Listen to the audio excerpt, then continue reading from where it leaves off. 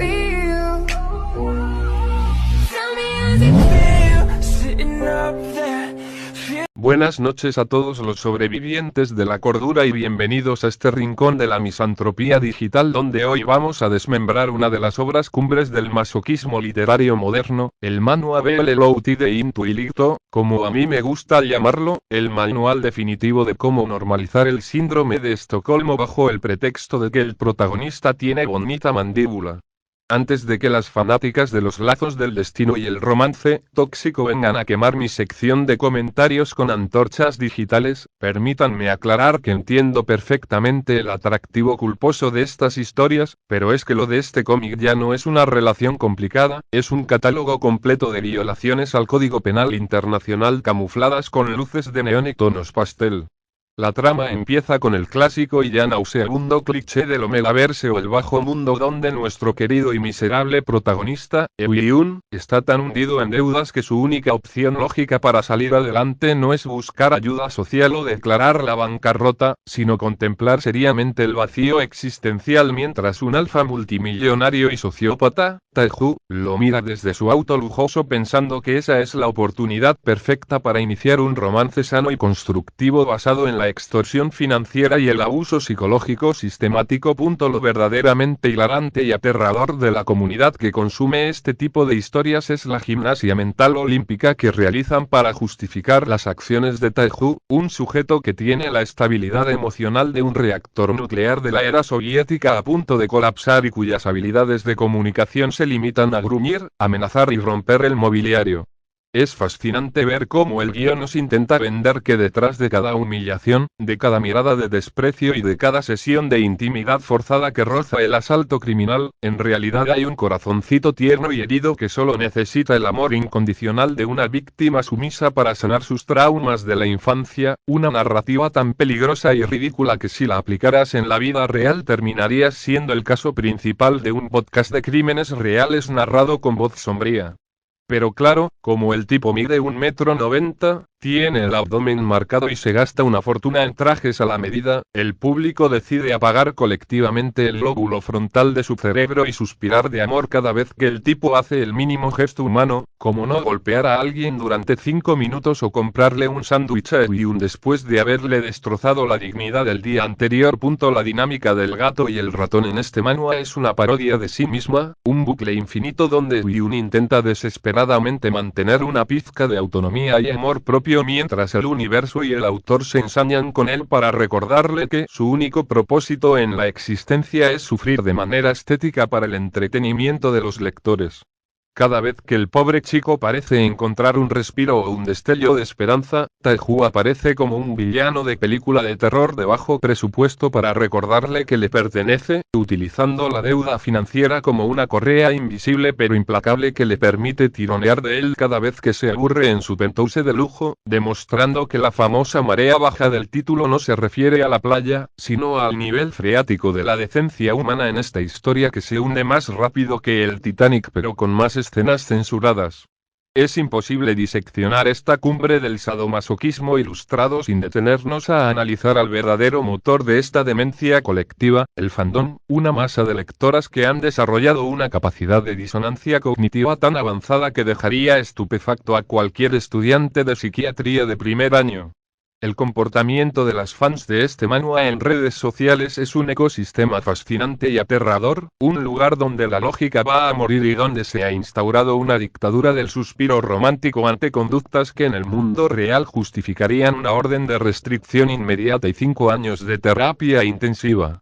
Es desternillante ver cómo estas comunidades se dividen entre las que defienden a Taeju usando el ya rancio argumento de que en el fondo es un incomprendido con un pasado oscuro, y aquellas que admiten abiertamente que el tipo es un monstruo pero que lo perdonan porque los paneles están muy bien dibujados y la tensión sexual se puede cortar con una motosierra, demostrando que el estándar ético de la audiencia es directamente proporcional a la calidad del sombreado del dibujante. La verdadera comedia negra surge cuando observas las guerras de comentarios en las plataformas de lectura, donde cualquier voz sensata que se atreva a señalar que obligar a alguien a firmar un contrato de servidumbre bajo amenaza de muerte no es precisamente una muestra de afecto saludable, es inmediatamente linchada virtualmente y acusada de no entender la complejidad de la trama o de arruinar la diversión. Las fans han creado todo un glosario de eufemismos para suavizar la violencia, transformando los celos psicópatas y el control posesivo en muestras de protección instintiva, y convirtiendo las crisis de pánico de Eun en momentos tiernos donde él finalmente se apoya en su opresor, una gimnasia mental tan retorcida que si estas chicas pusieran el mismo empeño en resolver problemas reales de la humanidad, ya habríamos colonizado Marte y erradicado el hambre en el mundo. Son capaces de celebrar con fuegos artificiales digitales el más mínimo gesto de decencia humana por parte de Taeju, como si el hecho de que el tipo decida no dejar al protagonista desangrándose en un callejón fuera el equivalente moderno a recibir el Premio Nobel de la Paz, ignorando convenientemente que él fue quien lo puso en esa situación en primer lugar. Lo más irónico de este fenómeno es que estas mismas espectadoras suelen ser las primeras en compartir infografías estéticas en sus perfiles sobre cómo identificar banderas rojas en una relación o cómo apoyar a las víctimas de violencia de género, creando un cortocircuito moral absoluto donde la empatía de la vida real se apaga por completo al abrir una pestaña del navegador para consumir la fantasía del alfa dominante. Se produce una desconexión total donde la crueldad se consume como entretenimiento premium y donde el sufrimiento de un personaje se valida y se festeja siempre y cuando el victimario cumpla con los estándares estéticos de la belleza hegemónica coreana, dejando claro que el verdadero crimen en el universo del BL no es el abuso físico ni la tortura psicológica, sino ser feo o no tener suficiente dinero en la cuenta bancaria para pagar los platos rotos del desastre emocional que provocas a tu paso. Hablemos ahora del mártir oficial de esta tragedia griega con tintes de telenovela barata, Eun, el personaje que redefine el concepto de tener la peor suerte del universo conocido y que parece haber sido diseñado con el único propósito de ver cuánta desgracia puede soportar un cuerpo humano antes de disolverse por completo. Eun es el epítome del protagonista de Manhwa BL que sufre de manera fotogénica, un sujeto cuya vida es una sucesión ininterrumpida de facturas médicas vencidas, amenazas de la mafia de los prestamistas y una depresión tan profunda que hace que el lodo de la marea baja parezca un jacuzzi de hotel 5 estrellas. Lo verdaderamente trágico, y a la vez hilarante desde nuestra óptica de humor ácido, es cómo el guión lo despoja sistemáticamente de cualquier rastro de agencia personal, transformándolo en una hoja seca arrastrada por el viento de las circunstancias para que nosotros, los espectadores hambrientos de drama, justifiquemos que acepte las peores humillaciones posibles porque, pobrecito, realmente no tiene otra opción si quiere mantener a su hermano menor con vida y con el estómago lleno. La psicología de Eun es un monumento a la indefensión aprendida, un laberinto mental donde el concepto de amor propio fue erradicado y reemplazado por un instinto de supervivencia puro y duro que lo obliga a normalizar la presencia de su captor como si fuera parte del paisaje cotidiano. Es fascinante observar cómo el autor nos dibuja a este chico como alguien supuestamente orgulloso y testarudo que intenta poner límites racionales, pero cuyos límites tienen la resistencia de un muro de papel mojado ante el menor despliegue de poder económico o físico de Taeju, convirtiendo su supuesta resistencia en una pantomima repetitiva que solo sirve para encender más el retorcido deseo de control de su contraparte.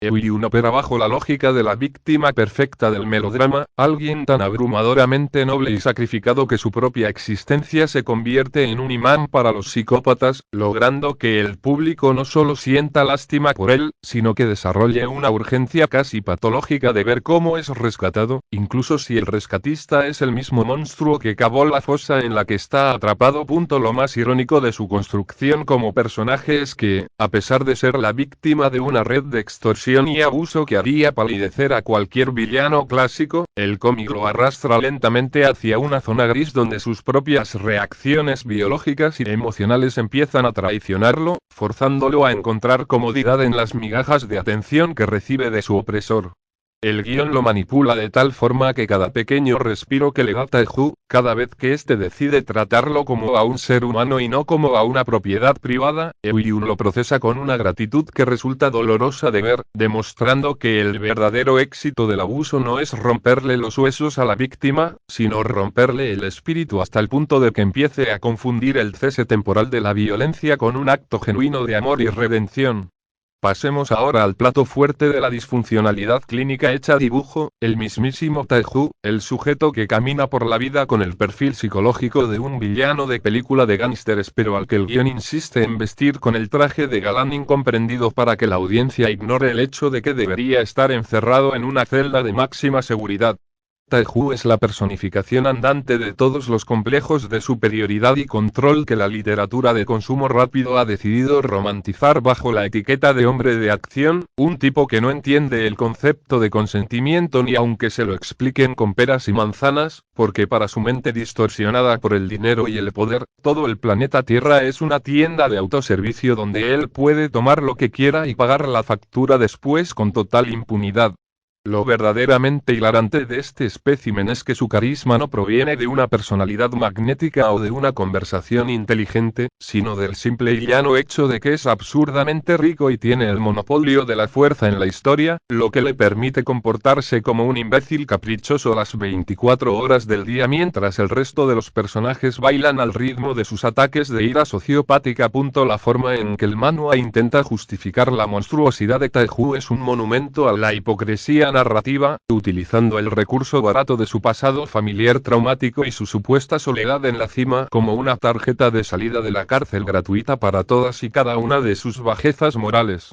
El guión te dice que Taeju es frío y violento porque nunca conoció el verdadero afecto, obligándote a tragarte el cuento de que su obsesión enfermiza por el Yun no es un deseo sádico de dominar a alguien en una posición vulnerable, sino una manifestación torpe y desesperada de un alma solitaria que finalmente ha encontrado algo que quiere proteger a toda costa, aunque esa protección consista en aislar a la víctima, amenazarla constantemente y recordarle su deuda cada vez que parpadea. Es un truco de magia narrativa tan burdo que da risa, presentándote a un tipo que destruye activamente la salud mental de Yun y luego pretendiendo que le aplaudamos porque se siente un poquito culpable por las noches o porque mira al protagonista con ojos de cachorrito arrepentido después de haber actuado como un depredador implacable durante todo el capítulo. Lo más cínico de la construcción de Taeju es que el cómic jamás lo castiga de verdad por sus acciones, sino que premia su perseverancia psicópata haciendo que la víctima ceda ante el desgaste emocional y biológico, validando la retorcida premisa de que si acosas, presionas y extorsionas a alguien durante el tiempo suficiente, eventualmente esa persona descubrirá que en realidad te ama. Taeju representa el triunfo de la fantasía del alfa redimido por el sufrimiento del omega, un arquetipo retrógrado que le vende a la audiencia la peligrosa mentira de que detrás de un hombre violento, controlador y propenso a los abusos siempre hay un amante devoto esperando ser rescatado por la paciencia infinita y el dolor estético de una pareja sumisa, una fantasía que en el mundo real no termina con un final feliz en un departamento de lujo, sino con una llamada de emergencia a la policía y un caso cerrado en los tribunales de justicia. Llegamos por fin al núcleo podrido de este monumento a la disfuncionalidad, el verdadero elefante rosa en la habitación del que todo el fandom prefiere no hablar o del que hablan usando eufemismos ridículos para no arruinar su fantasía, la descarada, sistemática y repugnante romantización de la violación y la agresión sexual como herramientas legítimas de cortejo en la era moderna. Es verdaderamente fascinante y aterrador observar los malabares narrativos que hace el autor para transformar lo que en cualquier código penal del planeta se tipificaría como un asalto sexual agravado, en una escena estéticamente placentera, cargada de luces difuminadas, primeros planos a las lágrimas fotogénicas del protagonista y diálogos que pretenden hacernos creer que la falta de consentimiento es simplemente una fase temprana y un poco ruda del enamoramiento. El manual opera bajo la premisa de que si el agresor tiene facciones perfectas y el panel está lo suficientemente bien iluminado, el trauma psicológico de ser forzado mágicamente desaparece para dar paso a una especie de epifanía erótica donde la víctima, en lugar de quedar marcada de por vida, empieza a desarrollar sentimientos afectivos por su violador, una aberración argumental que insulta la inteligencia de cualquiera pero que el público consume con total normalidad mientras devora palomitas en su habitación. La ironía se vuelve tan densa que asfixia cuando analizas cómo la obra utiliza las dinámicas biológicas ficticias o la simple desesperación económica para quitarle la responsabilidad penal a Taeju, justificando sus agresiones bajo el pretexto de que los celos lo cegaron o que la pasión era incontrolable, como si los impulsos más primitivos de un sociópata fueran una fuerza de la naturaleza imposible de contener y ante la cual la víctima simplemente debe resignarse a sufrir de forma decorativa. Es el colmo del cinismo ver cómo los capítulos posteriores a un acto de violencia sexual no se centran en el proceso de curación o en la búsqueda de justicia, sino en cómo el agresor se siente un poquito confundido por sus propios sentimientos o en cómo le compra ropa cara a Eun como método de compensación, educando a la audiencia en la peligrosísima mentira de que el abuso físico y sexual se puede borrar con una billetera gorda y un par de palabras susurradas al oído en el siguiente encuentro.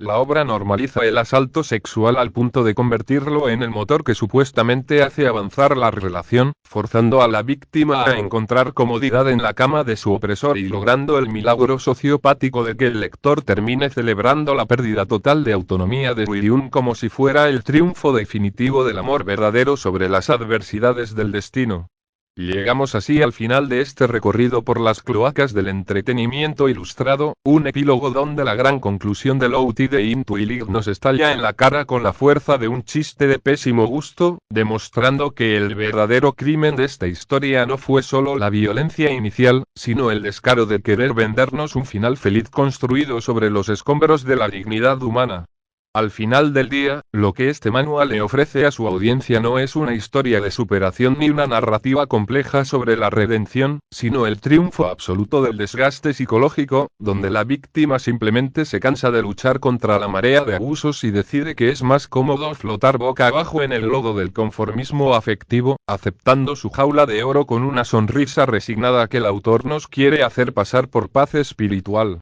Es el cierre perfecto para este monumento a la sociopatía moderna, un desenlace donde el agresor gana en todos los tableros posibles, logrando quedarse con el objeto de su obsesión sin haber pagado un solo día de cárcel, sin haber pasado por un proceso real de reforma y, lo que es peor, siendo coronado por el fandom y la narrativa como el esposo ideal que solo necesitaba que lo comprendieran un poquito mejor mientras destrozaba vidas a su paso. La gran moraleja involuntaria que nos deja este esperpento de la literatura digital es que, en el mercado de la fantasía contemporánea, la ética es un accesorio desechable que se puede apagar con un buen diseño de personajes y una dosis masiva de drama calculado para apelar a los instintos más masoquistas de los lectores. Que este análisis sirva como un extintor de emergencia para todas aquellas mentes que aún confunden la posesión obsesiva con el romance, la extorsión con el compromiso y el asalto sexual con la pasión desmedida, recordándoles que en el mundo real, un tipo como Taeju no te lleva a vivir a un penthouse de lujo para mimarte después de un trauma, sino que te deja una larga lista de secuelas psicológicas y una bitácora de visitas al juzgado de lo familiar. Así que, la próxima vez que abran una pestaña para leer las desventuras de este par de disfuncionales ilustrados, disfruten del dibujo si quieren, deleítense con la tensión si les apetece, pero por el amor a lo poco que nos queda de civilización, dejen el cerebro encendido para que no terminen aplaudiendo en la vida real las mismas cadenas que aquí festejan con comentarios llenos de corazones.